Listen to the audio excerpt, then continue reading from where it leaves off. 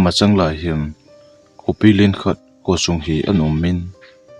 hi chỉ cũng cô sung hi amun jong anh ôm min hiền là ama ho cô sung hiền mi hát cái gì jong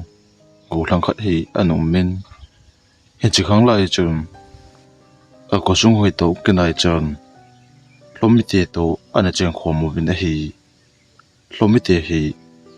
insomni bebo anh hi un hi mềm te hi insom ngao bel ho anh hi un lomi te le mềm te hi anh cheng khom mo hi wangun lomi te hi mi hling lo hi ji un ama ho hi ako sung le ako sung ki ka obachun badung ale na le jeng khat o min hi che badung chun ama ho khosung chu a khian tu hi khatlang ninga chu mềm te chenga khatlang ninga lomi te chengwa ana hi una hi lomi te la a aleng paule mềm te la a hausapu ani ki ho the ji chun ama ho jong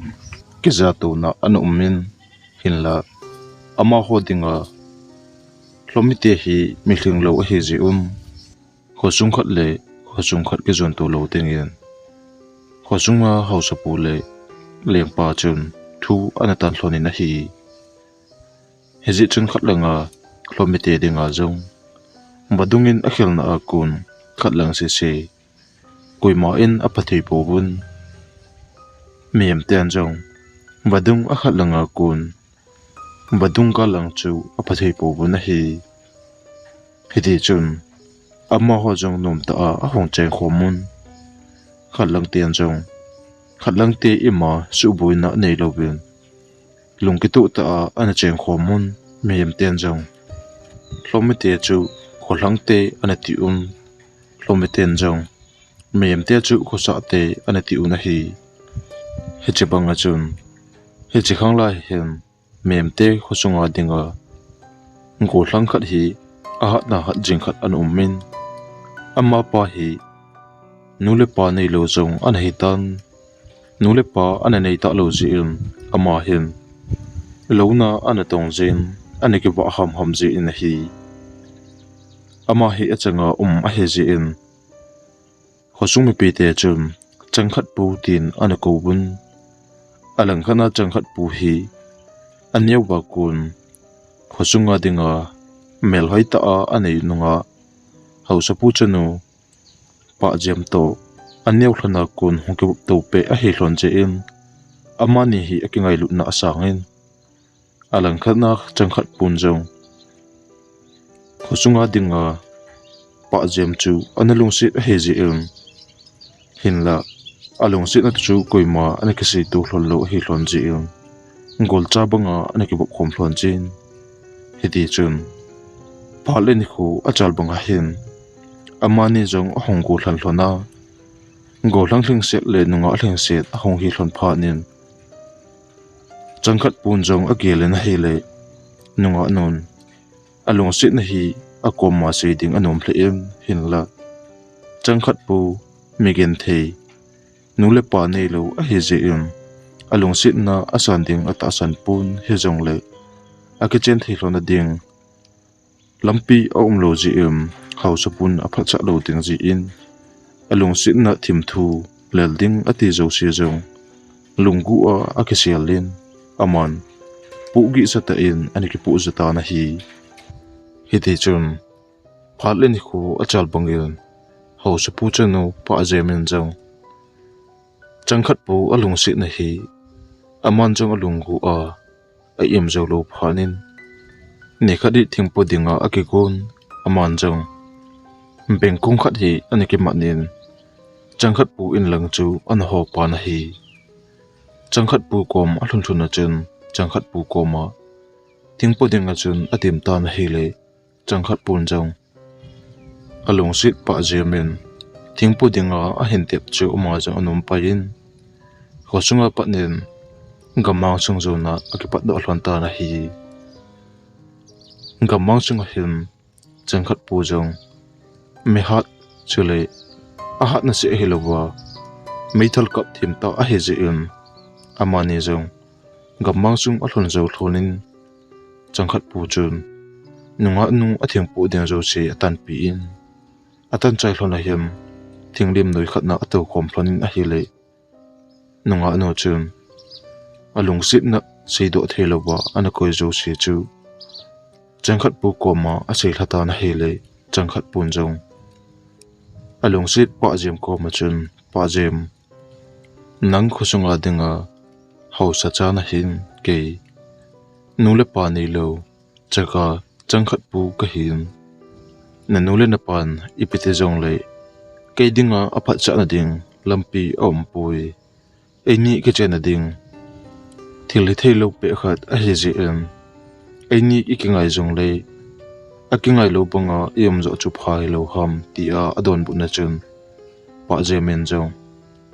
heo in never pat hong ke to pe I hilhonin tun ilet nungen jong nang bia ke kom thei pun nang zaw lo wa hoi ma cha ka kal chung thei pun nang lo na a kom nom poi heo tun bang kalong sit na ken jong se lo dinga kana koi kalunga ka kim zo se ka pu gi na zo se hi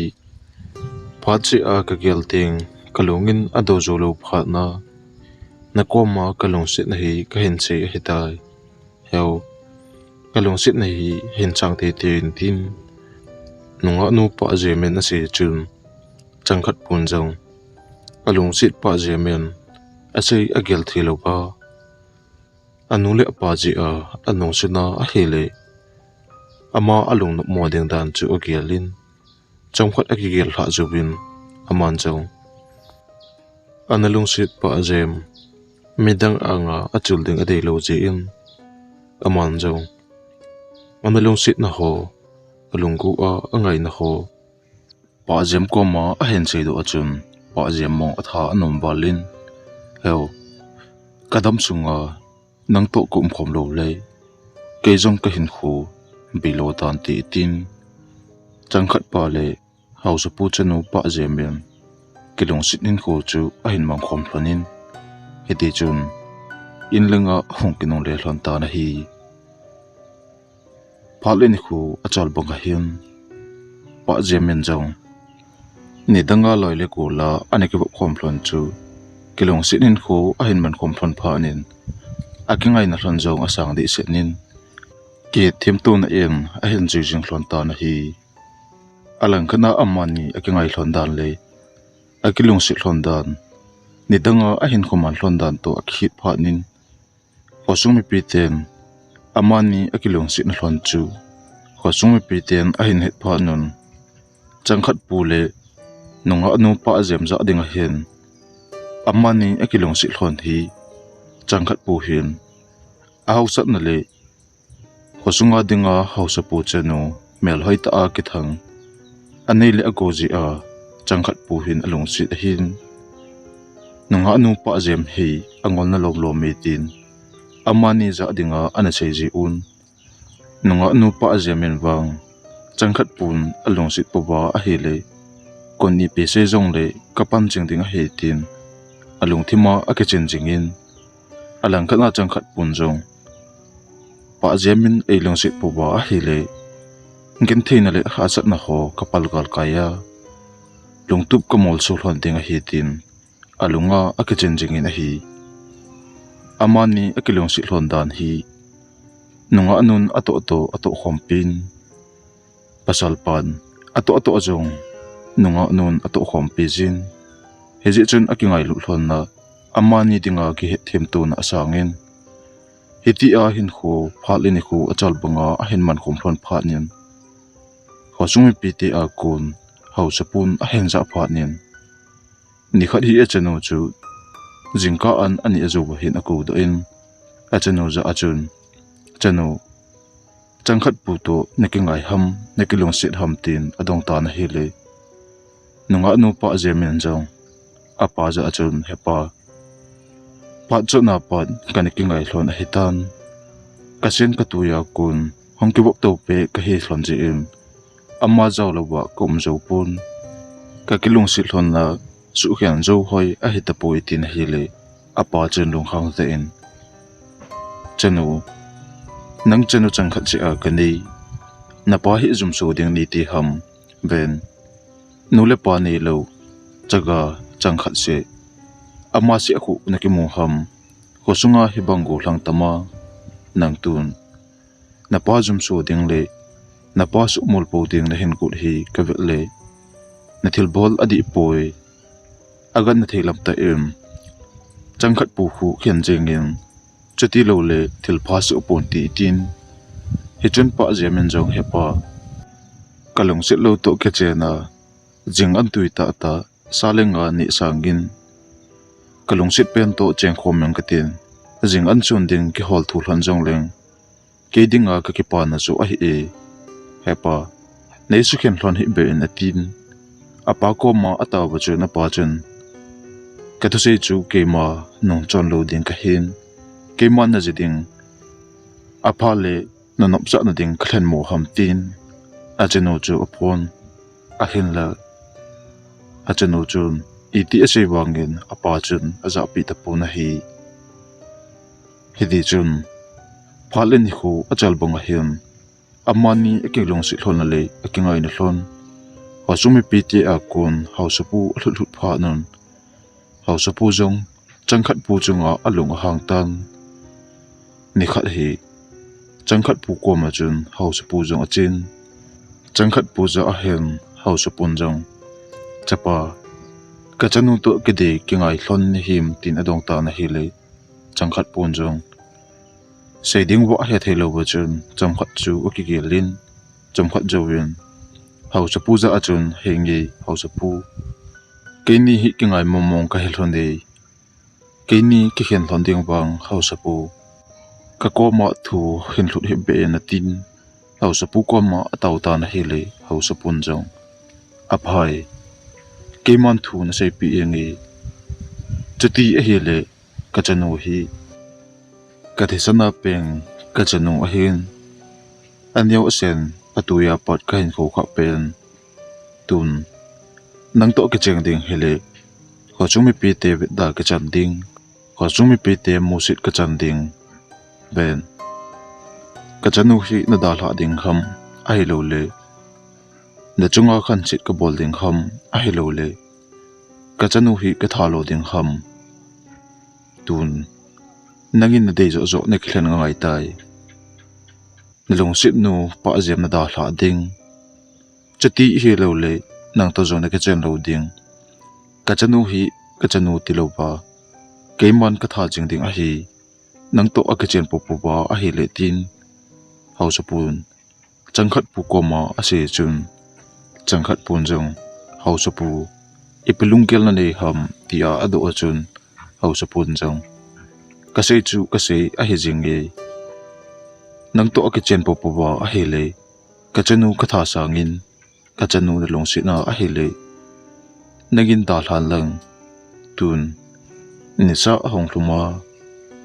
zan kho hong thima jing kho awa hla ka en khosung hi da hlan lang ka chanu hi da hla pai pai jing yen chuti hi lo le nang ding le amma dinga gen thein na hong hi khan ti tin changkhat pu ko ma che chun changkhat pun jong pa chamkhat chu a gelin a hi le hausapun a se chu along sit nu om khom pe le la apan along sit pen a tha pi ding chu gelin ain khu ai ji chun aman jong achanu chu da hla ding le khosung da hla ding akigel thata na hi hausapu kinung le zubin changkhat pu jong inna achanga akigelin a hi le along sit nu la ada hlanum pun changa hin khu aman ding dan agel thim pun aman jong chaga hin khu nule pa nei lo hin khu a hin mana khosung me pi te musit a chan dan le hausapun chaga hin khu gen the hin khu aman je a along sit pen nu to goilung sa lewa hin khu aman cha dan chu agel le apuna walin ama jong along sit nu angai hle wangen ada hla lo le khosung buina a hong su ding chu hen aman jong ne sa alum hla zo jan khosung pi te ai mu thim nong hian changkhat pun jong amei thal aman cha thei pen le chempai khat ani ki pu in khosung adal ha ding ko na him aman zo a in chu ben kaung kinung le ka asem einanga ajingin tin inchunga asu jobo chun aman zo in ko chu bonin khosung dal han koiman a hello na gamma sung lang chu ana zun ta na hi hiti chun ajing ne khu a hen pa jamin zo along si changkhat pu angai pal je in lang ana zun phein changkhat pu kom ana zun ta na hi le changkhat pu ina ama anom tapun ama amulo phanin aman jong na tunga chi he sa ji inna ahong kele ding chu anga ta na hi le iti anga banga chen hong kele tapun he chen aman jong ain cha ain thlang ho chu azun to bin adong ta na hi le ain cha ain thlang hon jong changkhat pu chu zan thla akun amulo danu le awusagin aja lo danu asai pi un he chen ama jong alung si changkhat pun ada hla chu agel le agel the momong pun changkhat pu chunga apan bol chit kat to anei hidem tin alunga agel phanin inlanga akinung le in apa za achun hepa kalung sit pen ko changkhat pu ho achunga ipi to sit nei ham tin ado achun apan jong achunga ipi to sit kanei ding ham aman nalong sit lo ji a dada hla hitalo ham tin apan a hen don bu na chun hausa pu chanu pa jemen jong apan ase chu ogialina hi le asian ane ba pat aung ki bu khompi along sit au changkhat pun ada hla a hi ding chu ota san the pun aman jong ni thla lang ga hen changkhat pu in lang chu azun phein changkhat pu in a hlun hlun chun obena hi le inna ahong kinung le lo phanin in ko chu ahong in a hi le kot mai lai ta kaung kile ka asin inanga azingin ti a aniki ji chu umu phanin aman jong along sit o pa chunga boina khat aum he chu hen aman jong heo na chunga boina aum jong le nei he sa mo ham nei da hla ding a he jong le na se mo ham tun nang to ki khom jinga tua koi to kalen khoma kum khom ding ham hoilang zu na nei da hla ham changa iti hin khu kam banding ham tin kapma ase zo bachun chomkhot akigelin aman jong heo nong kile ka asin keman ananga ajing ta ngi tin changkhat pu in chu hen da hlan in langa longnum mo ta yan ahong kile ta na hi hiti chun phal eni ku achal bunga him ko chunga dinga house pu abebol pa achanu im ajinei na akun wasung me priten go hla jan anei ni tu hi ta aji in house pu bebol pa ain chung me te atule abe hon jong wasung me prite aku khomon alang khatna house pu bebol pa le house pun jong masanga anang bol ngai bangun ako lang teu lomite anako ngai bangun house pu bebol pa atule abe hon jong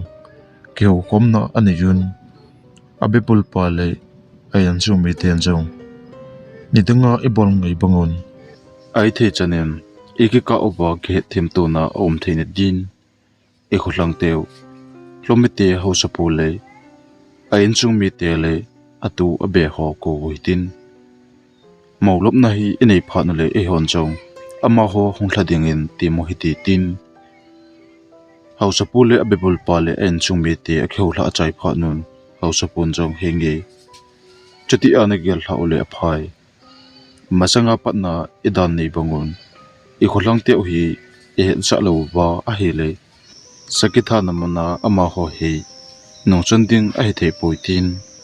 abebul hon jong a kholang te he cha ding in kalchong do taw na hi hiti chun ni hla langa hin ama hon jong khosunga gan cha ho ame pengun atha zo wa hin ama hon jong gol hla na ding nei na din hlum mei esemun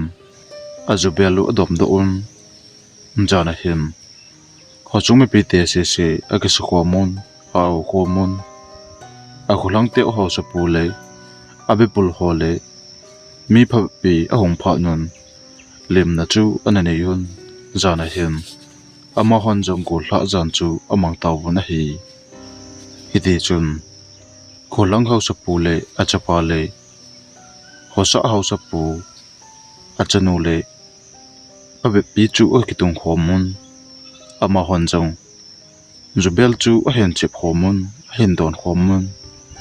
zana chun alam thei alam khomon a hele a zona pendinga house pu chanu le aloi mi pha pi a hong lam pha nun kholang house pu a chapan jong a khu sa teu house pu chanu amamu chun khoi asam aman jong azidinga a hen de hlen pai pha na chun akiman cha dan aum chan dan aben house pu chanu pa jem chu azidinga a hen de hlen pha nin ummo to mo achun nunga anu akiman cha dan bo chu awe ve ta na hi alang khana ama ho jong gol hla nakin aman chai pha nun kholang te jong akinung le de ko nun house pu le abebul pa le en chung me tian jong a kholang te o house pu le aung kal chung jo che chu sahap pha pi pu sa un ama ho jong a khu chung lang ba akinung le taw bu na hi akinung le zo lam ka wa hen kholang house pu chapa hlome pan jong apa ko ma chun hosa house pu chanu ade dan dai azidinga ade hlen dan chu apa a he cha tan hi le hlome pan jong a chapa dinga ade hlen pha nin hosa house pu chanu thum ding chu pha a hen sa taw bu na hi hidi chun ajinga hin ama ho jong a khu sa te o house pu chanu thum din dan chu anapal ki on mem te gam chu an ju nun house pu in alhun jo ba hen hlome pa le a chapa to atu abe ho chu to ama hon jong house pu za achun hosa house pu dan hi kain palke oba khosunga hi honglu jeng ka hi un ai thedinga a hele ne ngai damun hinla tuni hi nang ho koma na angoba kundinga hongkal chong ka hi ubetin house pu anga apon do phal wachun house pun jong kholangte in chung a hong to lu nun ipithu umhetam pin ado achun hlomepan a en ki pui hokasung mi pi tele achapa chu to ama hon jong house pu za achun house pu tuni hin ke hon na angoba thumnom kane house pu kachapan na chanu a hin de hlen ta ji in na chanu thum dinga ungkal chong ka he ubetin house pu za a se phal wachun wasa house pu chi thu aza za achun aking lap jengin kholang house pu za achun house pu tu anu thi chei chu ata abi ham tin adong ta na hile house pun jong hengi na chanu thuma hongkal chong dan chong humpal ke a hongkal chong ka hebo be tin he chon khosa house pun jong kholang house pu se chu ata abi a hi chu het pha nin house pu za house pu nang hole ke ho ki cheng thei hi pu bi tin hile kholang house pun jong house pu za chun ai pui house pu ma changa patnin na angoba thum na jong kana nei khapu bin a hen tuni a ka thil thum hi nei lo hlen sa un atin kholang house pu le achapa le atu obe ho chu taw taw bu na hele khosa house pu mem te house pun jong kholang house pu za chun nang hote ke hote to ka cheng thei hi po be nang hom mi hling lo ne hi un ke ho mi hling set ka hi ubi atin hele kholang house pun jong he chi thu chu aza za en alung hangin khosa house pu za chun nang hote le ke hote ke ho tu uba ikinop tu uba hele ai thei mo ima om poitin khosa house pu za a ase chun aman jong nang ho te ka chanu it ta nang ho mehling lo te to ka cheng dinga ka phal poi tin ho sa ho sa pun ase zo ba chun kinong le jing ta bun ai the lo ding pe ka kom ba na hung thu mo be thil dang be hele nang ho anga ke hwan jong nop na chu ka na pi dewa hin la tun ka chanu it ta nang ho te dinga nang thum chu ai the pui tin ho sa pu in a kham cha khet phanin kholang ho sa te jong mem te ga ma ko na a kinong le ta bun hi lam ka a hen lomi pa a cha pa chun a pa za a mem te chanu hu ka dei ba le ama kho to ka ke chen lo le koi ma to ke cheng pu ngi tin apa ko ma an che chun apan jong I thum do tho tho du a hi ko sa ho sa pu alung gel a ki khial kha se a e hon jong I thum jeng du hi tin ama kho jong ko sung lang ju na hong kle un a jinga hin ama kho jong mem te chen na kama akal chong ki nun ho sa pu za a chum a chanu aga thum ki nun a hele ho sa pun wang alung gel khial chom lo ba ko lang ho sa te chu a hin le sol ki nun a hi hiti chun phalen ni kho achal bang hen changkhat pu jong gam bang sanga aum na mun hen jan khat hi ama jong akechol nong sanga hen jan mang kidang ta khat hi a hin nei ta na hi ajan manga hen ho sunga anakinung le na hi le ho sung bun a hlun jo hen ho sung mi pi te ho sung lai lunga athesa ata sa ho ke mai tel te du a alu le ata sa ki bot khen de du a khosunga athisa khosumi pi te amomo achun ama jong along sit pen pa azam chu hol ta na hi le along sit pen pa azam chu amatapun pa azam a hol hol na lagin ama jong ai mu na ko na hongking kham pa pain aungkin kha zo ba hin azan mang chu gele na hi le khosunga thil khat boina a hong hlun ding chu hen aman jong along sit nu amolo dan chu along sit pa jem chunga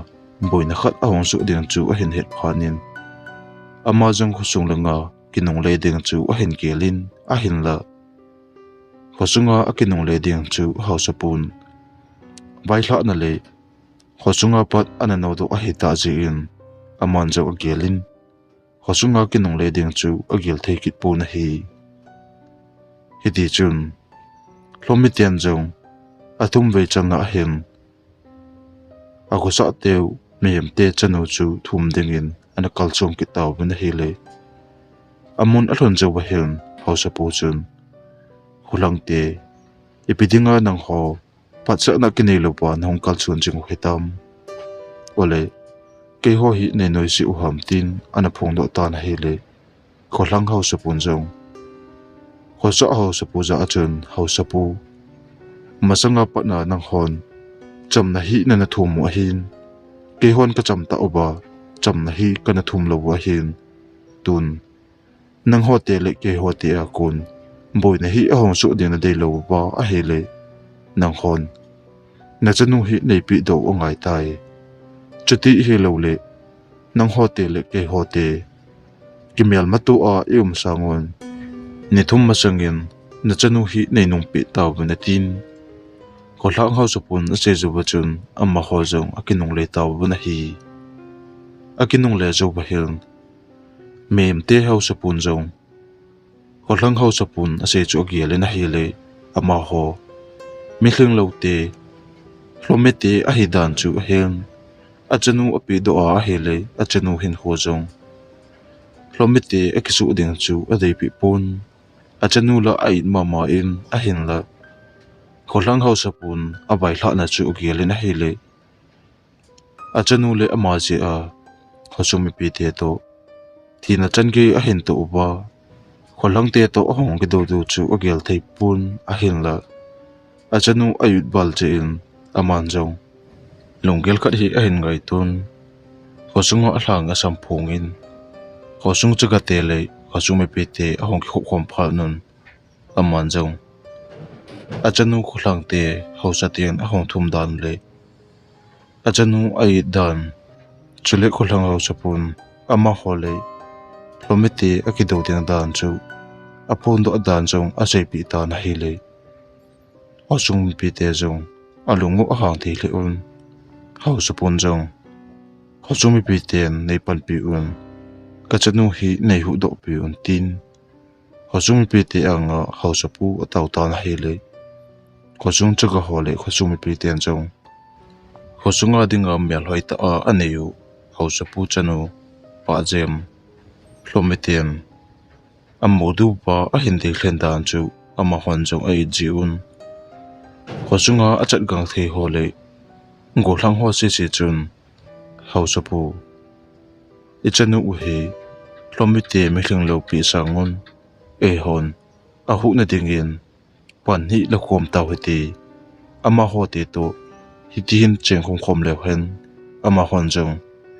ji sanga kho che nang le ki ho a cha te a hen thum do hen ama ho te to e ho te lagom thailo le cheng khom thailo hi bangun tun ama ho te a kun ike gam phla theina du le ama ho te su ma na the ding lampi gong taw hiti tin hichun house upon jong lometen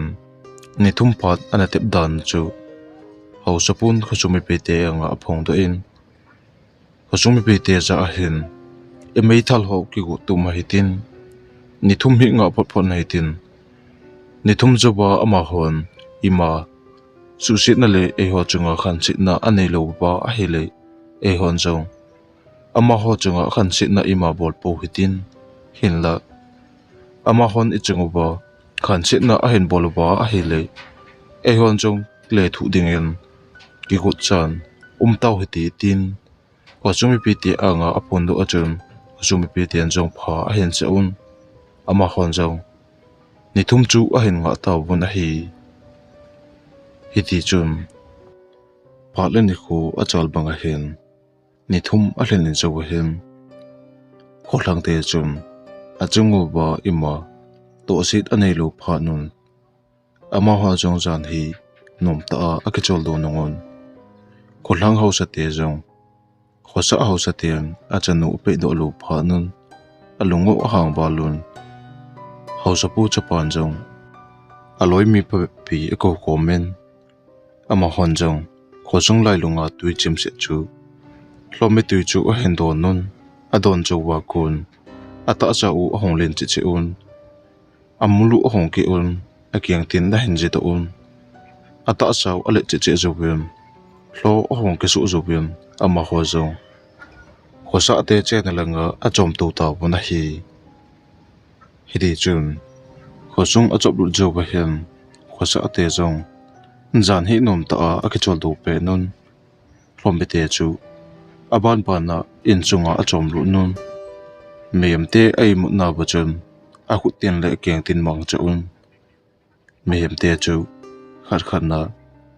alol about tan pi un apang chu a khu ho about tan pi un alu le apum a hin khenun mem te phape pi a tha ju ba chun ama hon jo alu le ata sa ho ki khat khat chu a ke choi un jing kho ba hla ding kun laga hem a khu song langu pa a chom lu taw na hi jing kho ba hla chu ba hen khu song bi pi ten jong khu song noi lang chu ope un he le in pa pe hom la la a anom chu mu pha nun ama hon jong in chung chu obe un he le a khu song bi pi teu a thi sa a ata sa tel de du le alu le apum ki khen le ba ata sa ho jong ata sa bukim lo ba tisan kai jen jun in chung thang je jun na an chu ama hon jong omu pha nun kidanga sa auto a hele thil chu chan chu obet pha nun ama hon jong hlometen a bolo hi chu het pha nun a pe na khosung house pu in langa del pheyun house pu chu he cha ta buna hele house pun jong hi thil chu aza za ayam ni thum ana te pi ni a hlen ne chawa jana hlomite a hong khan si dan chu aman jong khosunga a hin he do phanin khosumi pi te ku khomi aman jong khosumi pi te za achun tun e chung ba hi khan sit na a hin bol pano a hitan tun e hon jong ama ho ile thu lo ba a hi le e chung ba jan se a hong khan se du ka chanu jong hlomitian e chu do tho tho do hin hi ji chun tun ka chanu hin kho hu do ting le e ma hin kho ki hu do din hlomite ki do pi taw heti hlomite i do do ba a hi le ke man ka gam sung zo se ke gam sung hitalo ding e bon ba ini khom do khat le khat again the a haw abai umlo ba e chen khom do he tian haw sapun a hin pon do phanin khosumi pi te se sen jong pha a hin cha un ama hon jong hlomite ki do pi ding pha a hin cha pha nun haw sapun jong khosumi pi te za achun tun na ho jong na mai thalu ki put nun lang a khosung ba ko hlang ho se se ngama a kon do du hen ama ho hian sun ting thani na anei jo po be hiji chen na mai thalu pun lang a khosung ba khosung pi te se se hu ko tha chai ta win tin khosung ho sapun a sol pha nun ama hon jo mai thalu ki put nun haw sapun a bai tha bangin khulang te chen na langa chun a ki tol chu taw bun hi hiti chun khulang te chen na pha pha un haw sapun a chei bangun khosung alut tha jo won khosunga jo se chu am mai thalu le ting cha mang cha un khosung pi te chu a hin that pan taw bun hi ama hon jong khosunga jo se a chat gang the lo se se ain tha chai pha nun ni hla ni sa a hlum hla ma sangyam ama ho jong khosung lenga a hong ke le ki taw bun hi khosung a hong hlon jawun khosung hau chapu ko ma kholanga om se se a hin tha chai dan na chu ho chapu ko ma a hlut pha nun ho sapun jong tun e ho ju i lo thleng nai pu be ama ho jong i chung ba hong khan se du hen tun ne sa hong hluma za na hong hi a hla a hong su phal le hlomitel a leng pa le a chapa le a su ten khosung a hong ke le ting a khosung mi pe te mi pha pe ana thi u amo ting leo e chung ba long hang du hin he ji chun e hon jong tu zan ko hong tim ma sangin e mei thal ho ki gu tup san ko hitin khosung ning ho zo se nga pan ta hoti chuti hi lo le e ho jong i boilo du hi tin ho sapun a phun do pha nun khosung mi pe te se sen jong a mei thal ho adom sangun hlomite tha chai dinga a ki kong taw bun hi hiti chum ne sa alum hla zo bin hlomiten jong ngama abai kun do na ba kun sa pha pi a hin po ba khosung langa a hong ke le nongon khosung a hlun hla den ko nun a khosungu in zo se anaki hal hla a khosunga ada hla zo siu anathi chai su ke chu umu pha nun hlomite jong alungu hang walun hlomite la a aleng paw ben jong mem ten a bolu a hi chu a hel phanin mem te khunong chu ana on a hi le a khosa te chen na lang a hi chu a hel phanun ama ho jong mem te chunga alungu hang thei hle un zan a hong hi a chunga hla a hong su do phanin hlomite la a aleng paw jong chunga hla chu ben ata sa asang po min a hele amol a hong ki do in a hatu a hen je do in a keng tin a hen je do in hlo a hong ki su ta na hele a su zo ba chun hlomite la a aleng paw ben jong chunglanga hla chu ben ata sa asang po min a ham ta na hele a ham zo zo ben a koma a chapa le hlomi adang hon jong khosung lai lunga hlomi tui chu do nun adon chobun chunglunga hla chu be un ama ho jong ata sa u asang pomun ata sa chunga kun mul a hong ke do a hlo a hong ke su zobun chunglunga hla chu be un a ham taw bun a hi hidi chun ala oba aleng panjong hlo adang ho chu angi di duin angi ezo chun mem te chen na khosung langa achom to ta na hi le anong nanga chun hlo adang ho jong mem te chen na langa chun achom to ta bu na hi alang khana mem ten jong hlomi ten a hen etek du he ji ama khon jong amai thalu le ating cha mang cha khosung ning zo se chu a hin nga ta bu na hi le khosung noi langa hlomi te chen na a kun hlomi te pha be pi a hong ham chu a ham kin hen ja ama khon jong hlomi te ham kin a za ama ho khosung langa a hong chop to ding chu a hin nga ta bu na hi iti chun zan sot nu nga hem ama hon jong a hin nga jing lai yun hlomi te a ham kin a za na lang wa kun hlomi te a hong chop to ba thingpung ho kiling la la a hin hlau chu gala patna ama hon jong a hin mu ba chun a mei thalu lu san ko yun apan mun na wa kon thip chet na a hin nga una hele chommo ka lo ba chun hlomi te jong khosung a hong chop lu ding ko nun ama hon jong a mei thalu le ating cha mang cha in a hin ka mun abangin ting cha a ho abangin mei thala chun a kap a ketiat taw bu na hele hlomi te jong hloling set asu pha nun a chop mo a ha na to hele a cha ugan bal ji khosung mi pi ten jong dei banga a hen kap kha thei ta pu bun hlomi te jong alungo han to hele a ha mu to a thu mem ten mi thal a kap kin naw lang chu a chop mo to a thun mem ho chu apan mun na ba kun ba nei cha chun a bot a thu a hut tin le kyang tin mang chan mem te chu a hin that ta na hele hlomi ten a tha dan chu abang mei thal a chaina a kun a mei thal le a khut a baw hla pi pai yun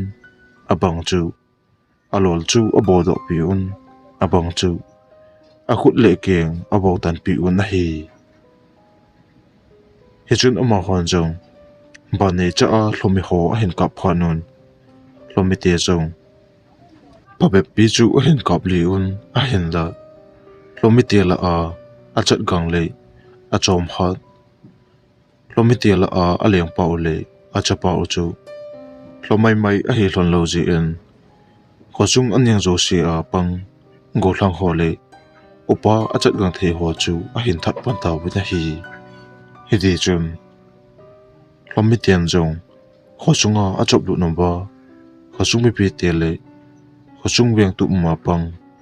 go thlang mei thal chai a pang pa be pi a hin tha nangun chunga hla jong a thumang ding ko nun hlomi te chu chunga hla a be ala owa aleng pa chu a ha mun hele a ham chu ba hel hlomi dang ho jong a ha mun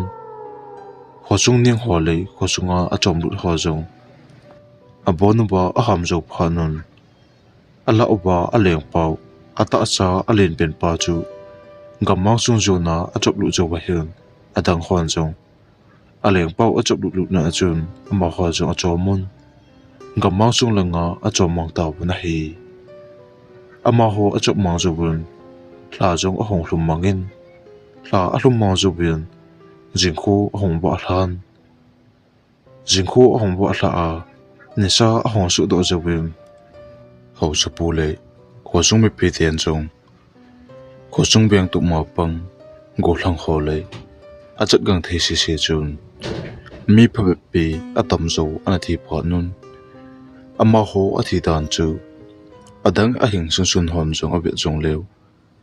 a ki chau to a hi le abang alu le keng lo loi abang ata sa ho tel de du a ki hu na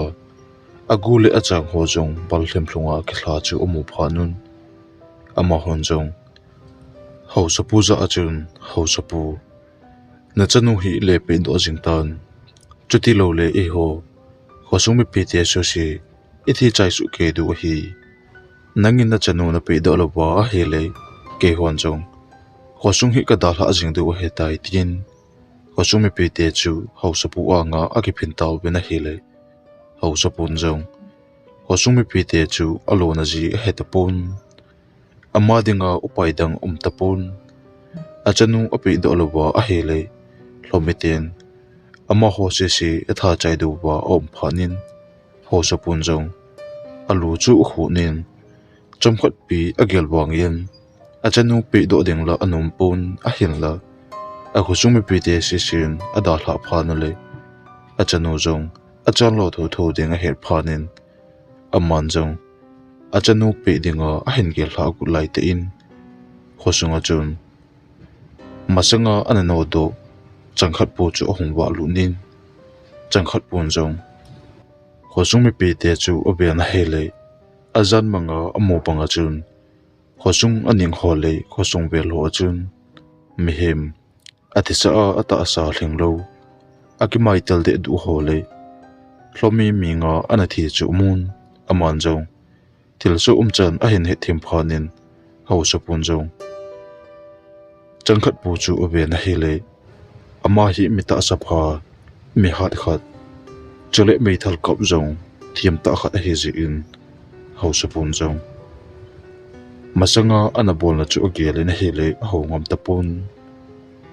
hechan changkhat pun jong along sit pa jem chu obian hele nguijen chu na hlaseta anum chu mun pa jemen jong changkhat pu amomo chun changkhat pu langa chu nin changkhat pu za chun thilum dan jo se hlomipan ade cha dan le hlometian ahong thumuba anopi loji oba hosunga hitabang thilse om dan chu pa jemin changkhat pu ase pi phana chun changkhat pu jong alung hangin hausa pu za chun hausa pu ei ho hi chengkhom thei hi pu be ama ho to ichen khom jing lai se ei ho dinga jong khali khat dinga ki mosit na ki do na hong jing dinga hin hi chun ama ho hi tha chai ding kham a hi lo le tun ei ho jong thina chan ki itu taw bun hlomite to ei ho hi ki do lo thei hi ta po bin ama ho hi itha chai lo wa a hi le ama hon ei tha chai to tu du a hin tun na chen na khosung na da la ku ne hi na ki oi ham khosung mi pite he chisa nga chun pan la zo a hlomite tha chai ding hi ngai to cho un tun kei ka thi a hi jong le kalung sit pen pa jem ko hu do na ding hin kain kho phalengi nang hon jong na hin kho u na chan lo jong leu na in chung mi ule na khosung u beng tup ding ke lu na tin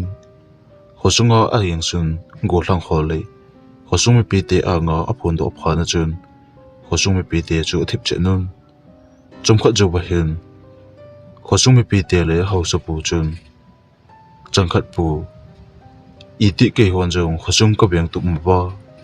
kain kho hu do adeng ka ti bangun jana hla a thil su ta banga tu jan jong le a hong su kit masanga hosung hi da hla ding a hilowa a hile hausa pun achanu hi pi do adinga hosung mi pi te to ki ho hlau a hetai tun ei hon ipi ilo do hitam ama ho thani na le ei ho thani na la aki bangpun ama ho ta saput le ei ho ta saput la ki bangpun ama ho khat e thana ding win ei ho asoma akithijeng tun bang thiding koima angap cha kom ta po bi tin hosung mi pi te chu angoi jenun a hele changkhat pun jong chuti ana gel thaule ei ho jong tu jan hi koima a hinga ikle do zo lo du a hi jam jong lew helm ama ho hi a chok mong a kha nun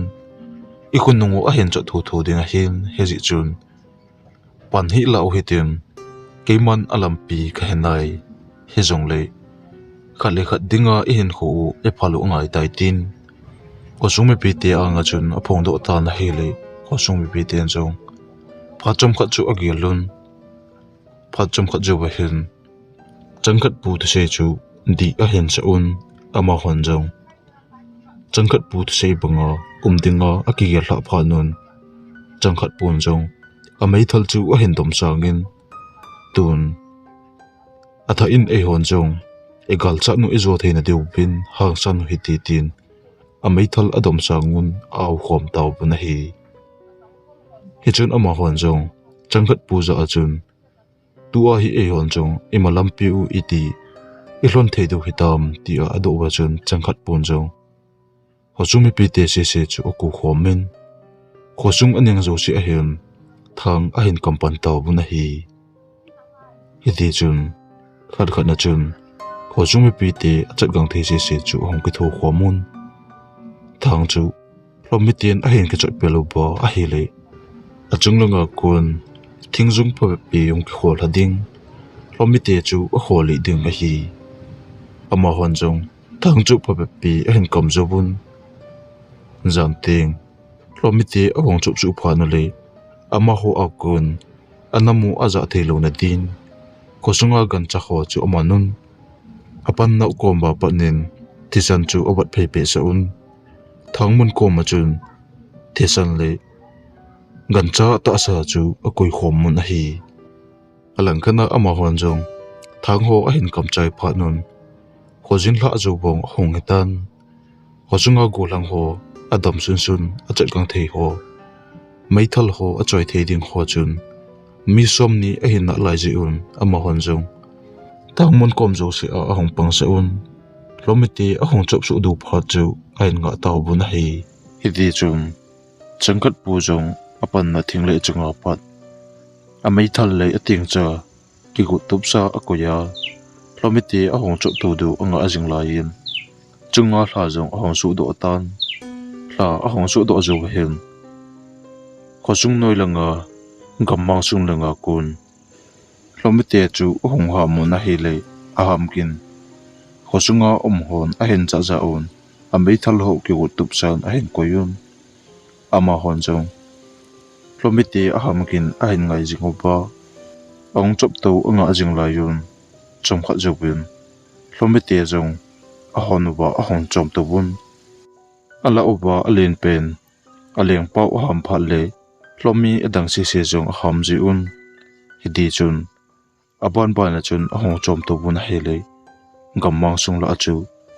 thingpung ho akiling la a jengin ama hon jong changkhat pun a sei bangun ngala patna amu bangun lomi ho chu khacha aka puun lomi te jong ahong chop to ba khosung ning a hin pha den ko nun gan cha the san nam hi a hen ja un ama hon jong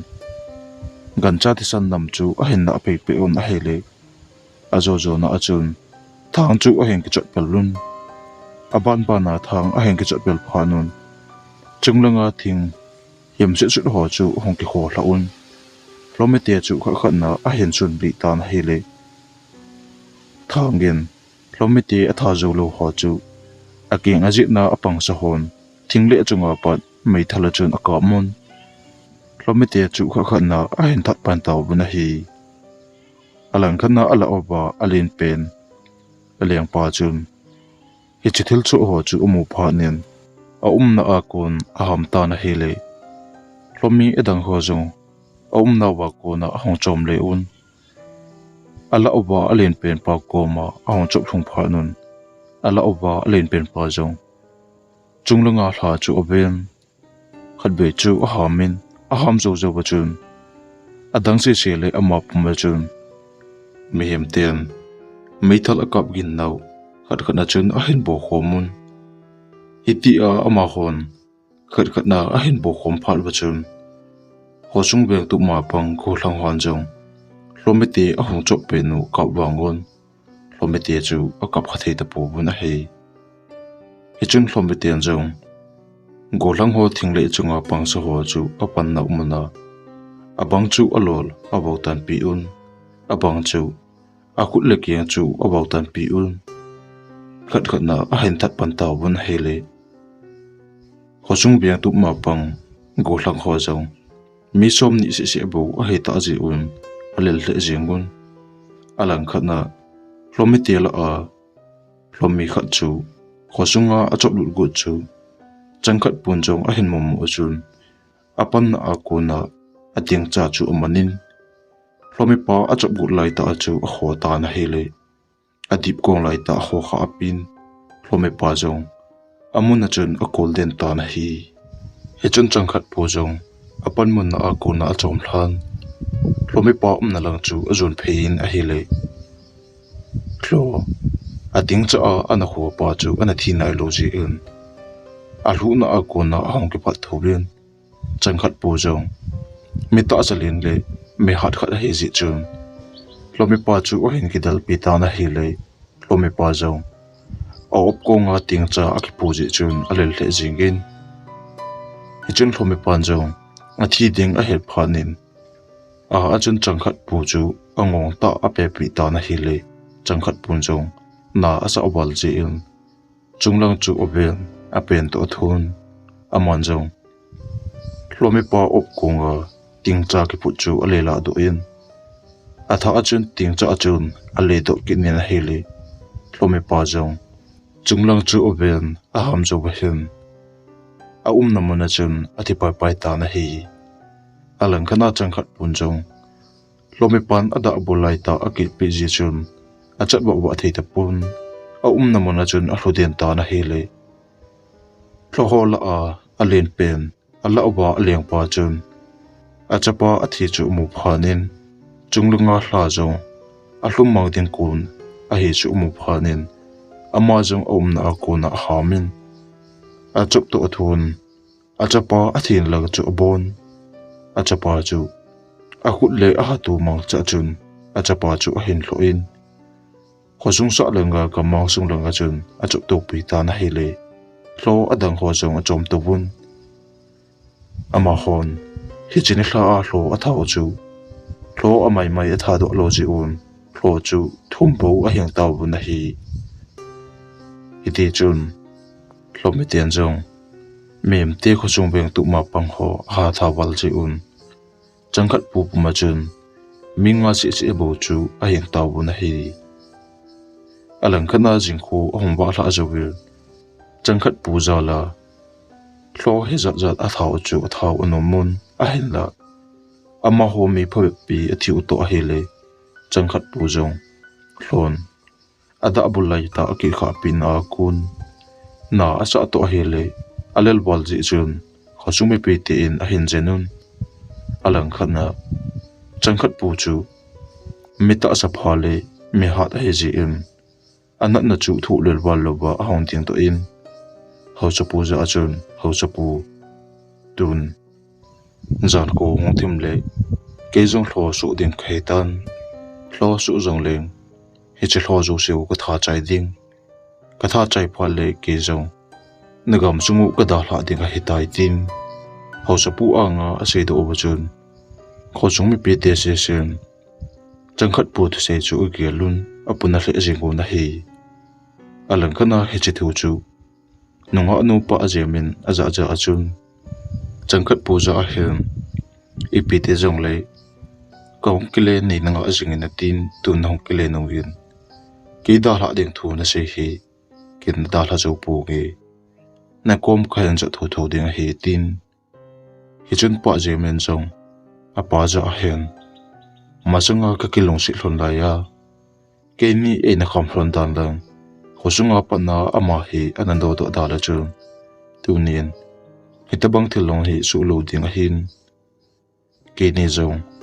lungtu anamol su hlol leng hlometian jong ajitinga eina de hlen lo diu a hin tun nangin na bol hil chi a hitabang thil hi su do a hitai tu a asu nunga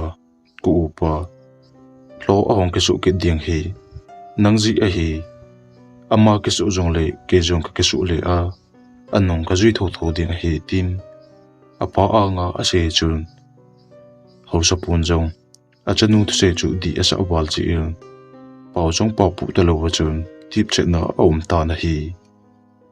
alang khana ama ho jong khosumi pi mi ha thi wal phanun ke su na ding anei ta pu bun a hin la changkhat pun a sei banga ama hlo hong ke su zo pha le hlo adang ho athat na dem a hi lo le thakhat na apang khom dem ti chu khosumi pi te a ka chle jing on hi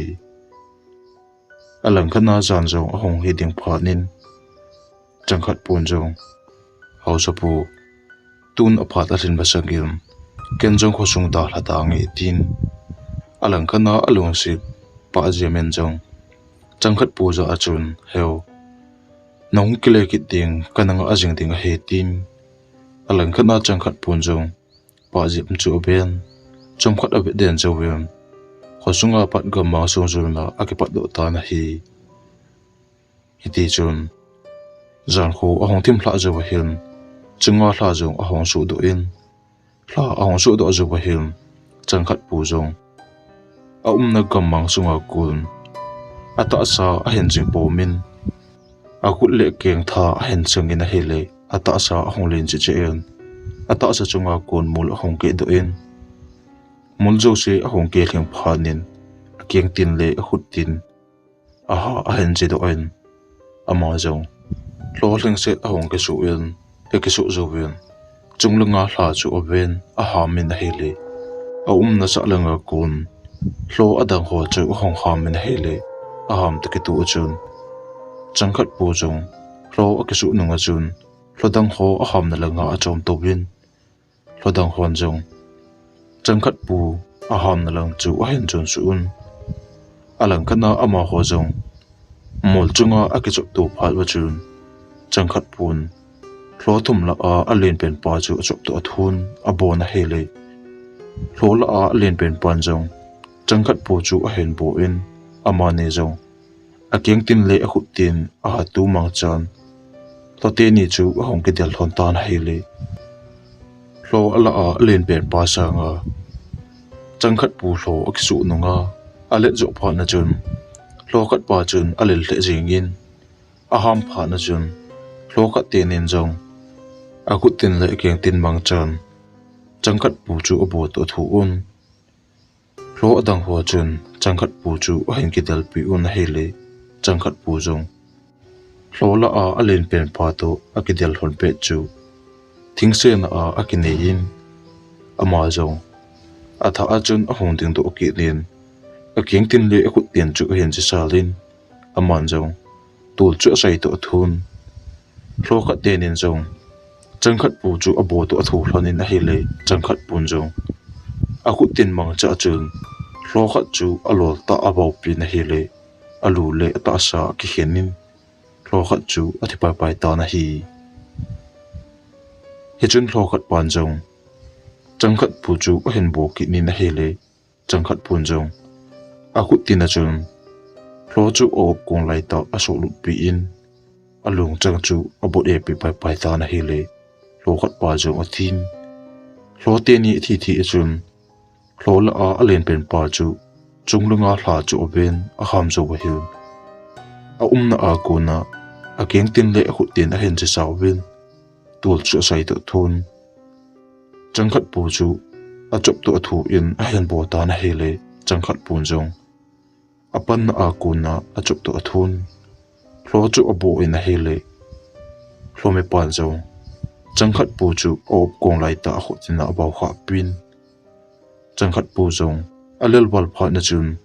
a chat ba wa thei ta pun lo me pan jong a tha a chun a khut tin le keng tin mang chan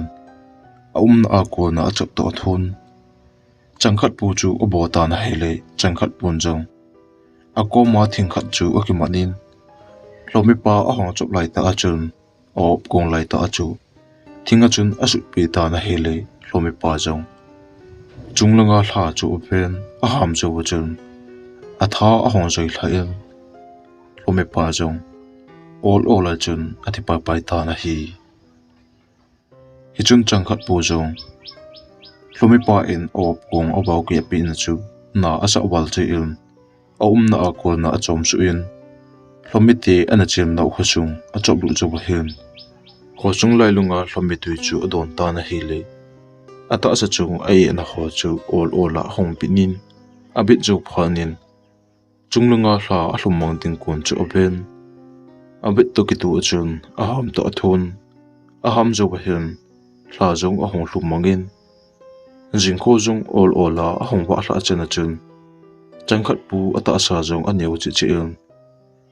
jingkho a hong wa hla no hen changkhat pu chu me mel a hong su ki ta la hi me mela a hong su zo win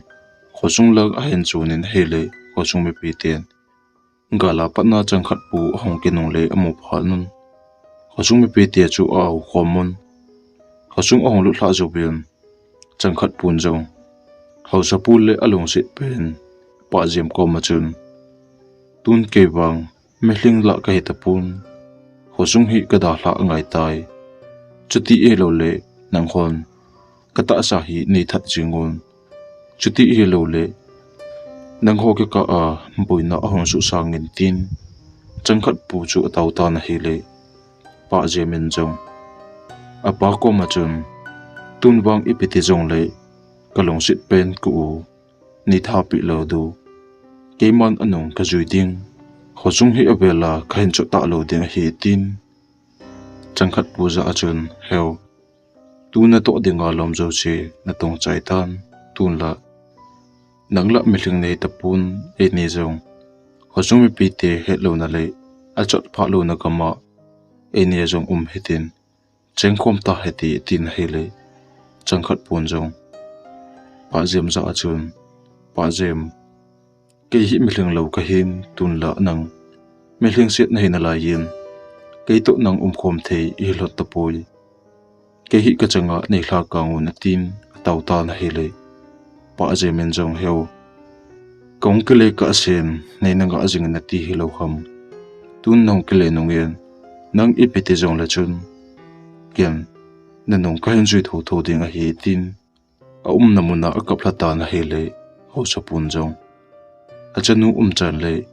changkhat pu akingai hlon dan chu ben aman jong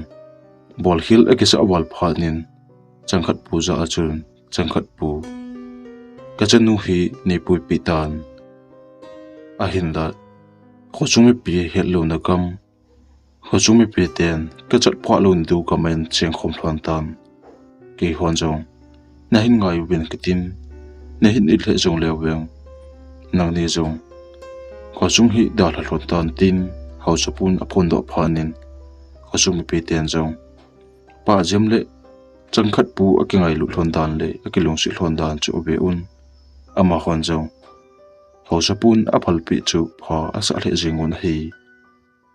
alang khana ni hla lang a hi ding phanin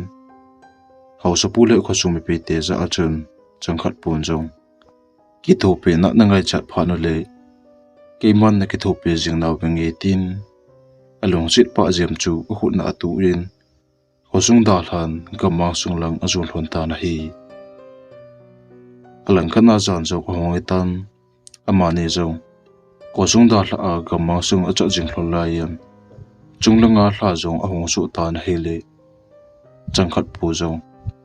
chunglanga hla ahong su to ki tu in ata sa ahong len che che em hlo akisu zo pha nen along sit pen pa jem chu achunga atu do sa em gamma sung mo le hla chu a hen chok pi ta na hi tu sim akichai tai aban anang akitaw hiti na bonon mangpha